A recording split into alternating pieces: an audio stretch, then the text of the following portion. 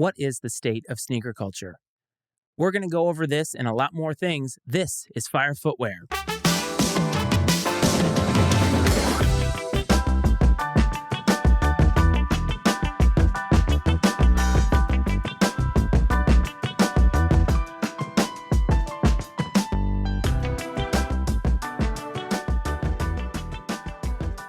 What's up, everyone? Welcome back to another episode of Fire Footwear. As always, this is your host, Matt Frates. You can call me the Iceman. You can call me Matty Ice. I really don't care, as always, what you call me.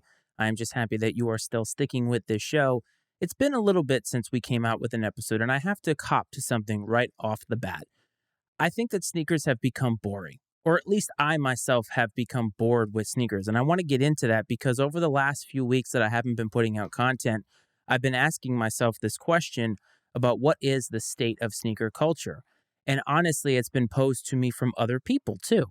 People still find this show. People still listen to the show. And I want to thank each and every one of you, every single person who has given me even a minute of your time over the last year or so. You really humble me and you make me very happy. This show is certainly worthwhile.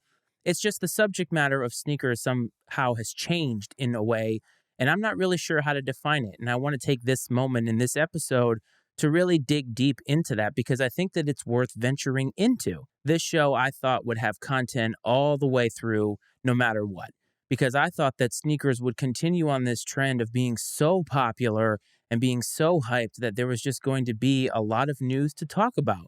There is news to talk about in the sneaker world. There always will be. It's just a matter of where is the culture today? And I think that's the fundamental question that we have to ask ourselves. Is that word culture still applicable today? That's the part that I'm not really sure about, because I think when people hear the word sneaker culture, they think of a very specific event or a very specific zeitgeist in society. I'm not really sure if that exists the same way that we all remember it. I think that I'm old enough to remember what sneaker culture means, and I think where it started, its origins. We've been over a lot of history on this podcast. We certainly have. It's something that I think is very, very important if you want to be a part of this revolution of sneakers. I think that you need to understand where you came from in this culture. I think you need to understand where the shoes came from. All of the things that release today, they have some origin or point of origin that I think we need to understand. And I think that it's very, very important for us as an audience and me as a creator to be able to give you a little bit of that history. And over the course of time, I think that I have uncovered that the history is maybe more interesting than what is happening in the present. If you look at the present state of sneaker culture today, and let's just focus on the shoes from now on, or at least for this particular moment, because the shoes, I think, are the least interesting part of sneaker culture, if I'm being honest. I think that the people, and I've said this to you many times on the airwaves, I think the people are really what makes sneaker culture. I think that they make the culture interesting, and I don't know if the shoes themselves can sort of carry this, because I think there are many different types of people in the culture, and I think it's important that we understand that. But as you go through the history, you realize that we are rinsing and repeating so many different things to the point that today, sneaker culture is oversaturated. If you're listening to this, and if you're watching on YouTube, this is now a show that's on YouTube as a part of the INC Sports Paradigm, which is part of Iceman and Coach. I've talked to you about that before. Kind of bury the lead, a little bit of an announcement there, but we are part of INC Sports on YouTube only. Nothing is going to change for you in the audio space. It's just a matter of, hey, if you want to see me on video, you can subscribe to INC Sports YouTube channel. But as we've gone over this, I'm realizing that we're rinsing and repeating. We're getting a lot of the same Jordans. We're getting a lot of the same Dunks. And what's happening is I think that Jordans and Dunks have become so stale to the point that other silhouettes are getting a little bit of shine. But I think that people are even bored with those. I really believe that people are bored with sneakers in general. And if you look at the culture where we are today, think about the sneakers that are the most hyped right now. They're all mesh running sneakers. Just look at all the releases that are coming out.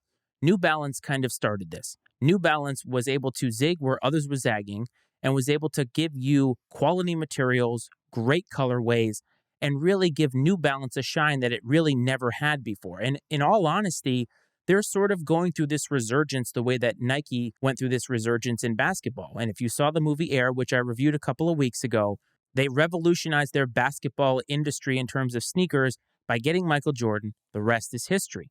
New Balance is kind of doing that because they were always known as a running company. They're still known as a running company. Nike is too. Adidas is too. But I think other companies such as ASICS are a little bit more at the forefront when it comes to running technology. And I think Nike and Adidas have sort of fallen behind. I think that people, if you are a Nike person or an Adidas person, you're going to wear those no matter what. But if you look at lifestyle shoes, if you were wearing sneakers, I'm talking about running sneakers specifically as your lifestyle shoes, that was a dad shoe choice. And dad shoes are still very, very popular.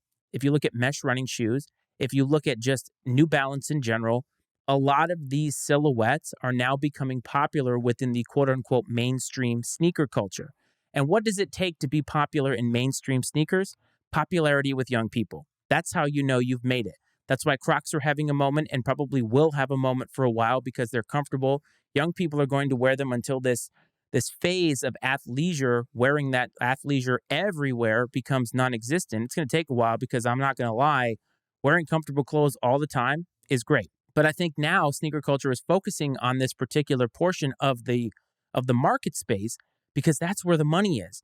Because what they're seeing and what we all know is that sneakers that we traditionally know to sell out all the time, especially since 2020, those are sitting on the shelves. To the point that if you go to a Nike outlet somewhere, you can find really good stuff at a discount.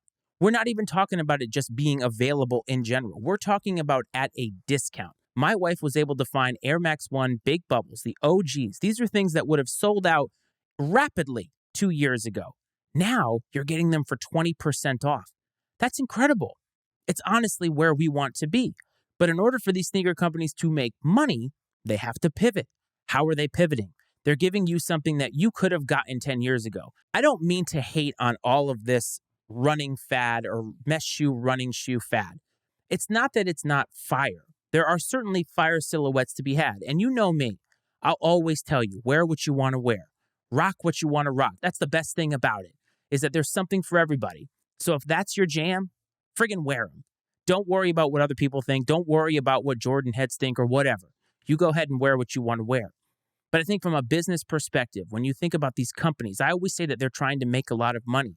They're rinsing and repeating things that you could have gotten 10 years ago. The kind of colorways that you saw on running shoes, they were willing to take a risk. They were bright. They were vibrant. They were kind of a little bit eclectic because that's what you needed when you were running, reflective. You wanted to be seen. That's really where I saw a lot of innovation in terms of colors.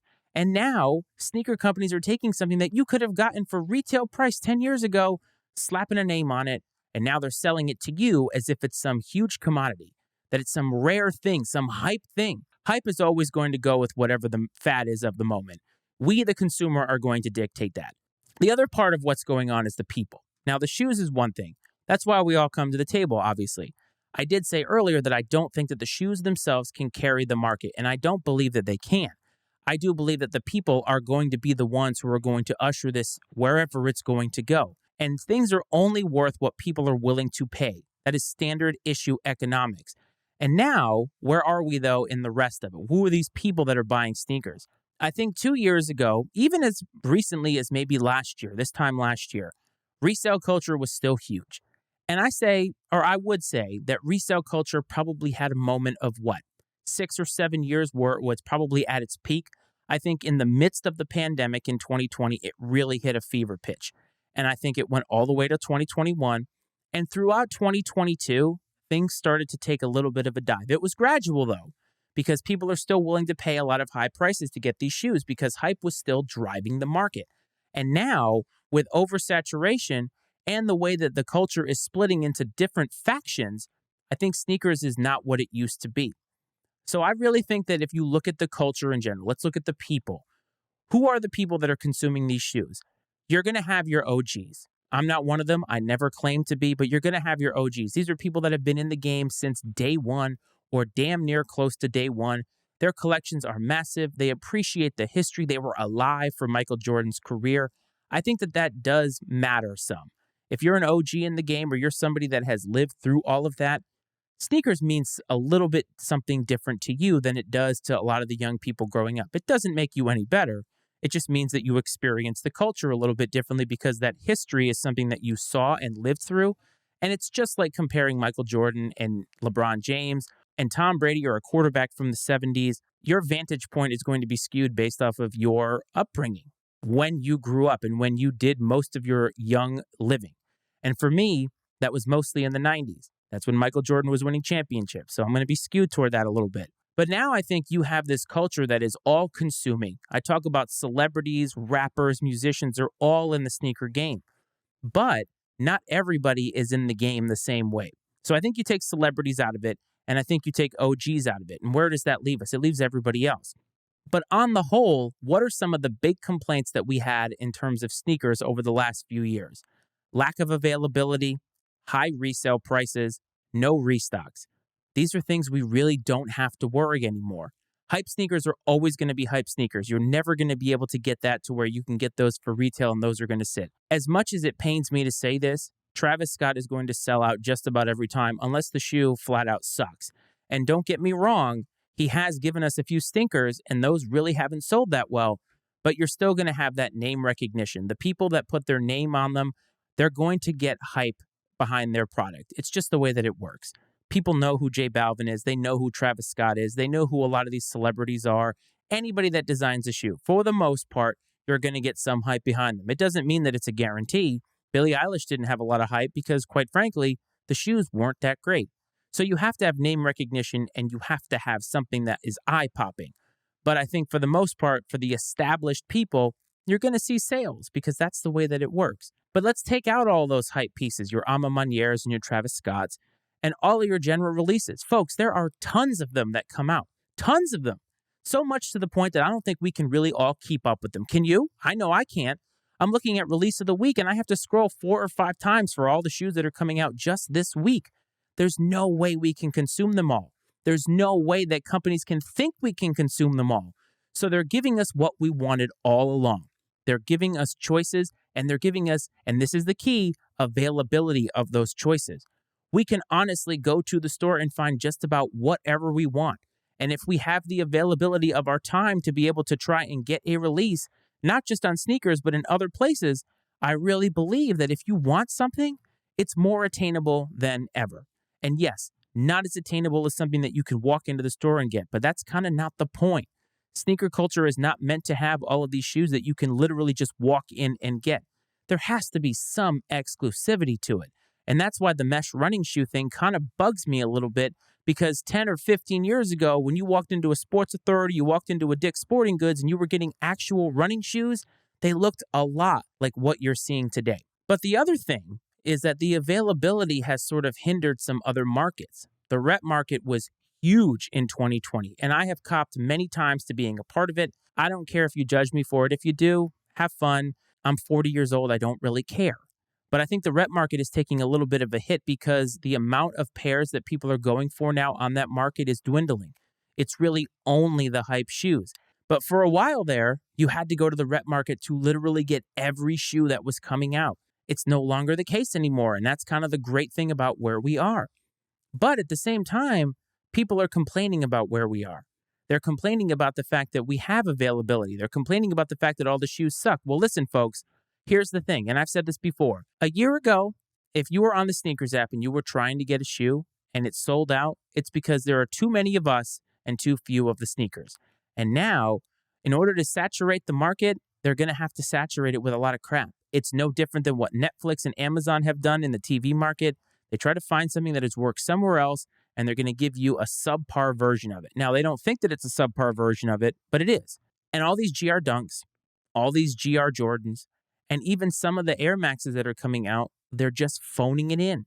They're trying to put different colors and different materials on it, not in an innovative way, just to say, is this something that's going to hit? Let's hope that it does. A lot of them, again, they're not selling out anymore. When you went on the sneakers app, almost every shoe that came up sold out just like that. It doesn't work that way anymore. And that's kind of a great thing. But we need to understand what we want as sneaker lovers. At the end of it all, don't we just want the shoes in our collection? We want to be able to have a chance. We didn't have a fighting chance before. Now we have a fighting chance not only to get them on release day, but to possibly find them afterward, to possibly get them at a discount. That's where we want to be. But you know what's going to happen? We're all going to ruin this because we're going to see people being able to get them at a discount, and now we're going to judge them. And that's where all these different factions within sneaker culture kind of bother me, because the reason I started this show The reason that I podcast about this and the reason that I do anything related to sneakers is because I love them. We're all supposed to be in this for the love. And I fear that as time goes on, we're not going to love them anymore. I think we loved what they could do for us. And maybe that's still the case for some people. It's not nearly what it was. It's not nearly going to be what it was in 2020. This could be the golden era of sneakers because you have choices and you have the ability to say, do I want A or do I want B? We didn't have that before. Now we have it. I think we shouldn't take that for granted. So where is sneaker culture today? Well, that's up to you to decide.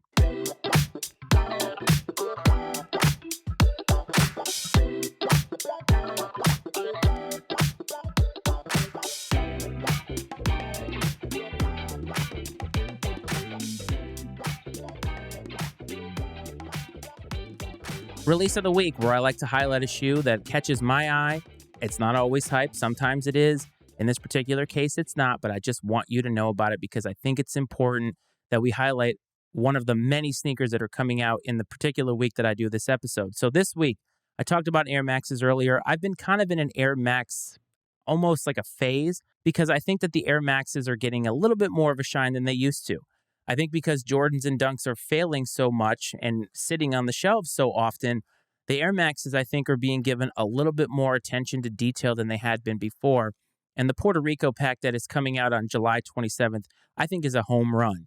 Now, I'm not Puerto Rican. I'm not from Puerto Rico, but you all know me. I love a shoe and am a sucker for a shoe that tells a story. And I think that shoes that share part of a heritage have a great story behind them. And I think they are meaningful for a lot of the people in the culture who can identify or are Puerto Rican. And I think that the blue colorway is spectacular. The blue colors are very vibrant, blue, white, red. I mean, how can you go wrong with that particular color scheme? Even the orange pair. I think the orange pair is really great too. They're bold for sure, but it's summertime, man. Wear them at a resort somewhere. Wear them to the beach. Wear them on a vacation in the wintertime. They're a great shoe. Air Maxes, I think, right now are comfortable.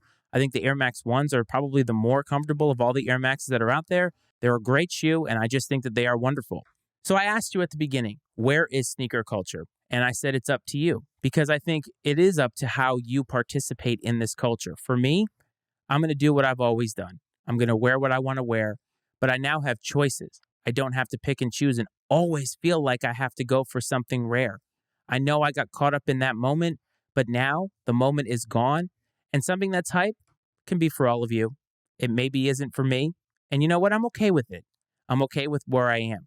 If you want to get in touch with the show, @FireFootwear on Instagram is the handle to do so. I'd love to hear from you. That's where a lot of people hang out with me. They ask me a lot of questions, and that's where I get the most engagement and content, so it's pretty awesome there. INC Sports on YouTube. That is where you can find this show if you're looking for the video of this podcast only. Nothing changes in the audio space, but if you look in the show notes here, you can find the link to the YouTube page. Hit subscribe and like. You don't have to. It's not mandatory, but it is very, very helpful. For all the audio listeners, nothing changes for you. The cadence of the show remains the same. The quality, the genuine nature of how I podcast remains the same, and you can find us on all of your podcasting platforms. However, if you are listening on Apple or Spotify, don't forget to hit follow and give it some stars, give us a rating. It means the world to me. It helps the show chart and everything. And honestly, that's what I want to keep doing. I hope this finds everybody well. I hope this finds everybody safe. I want to thank every single one of you for giving your time this week, whether you're watching or listening. Thank you from me, Matty Ice. This is Fire Footwear.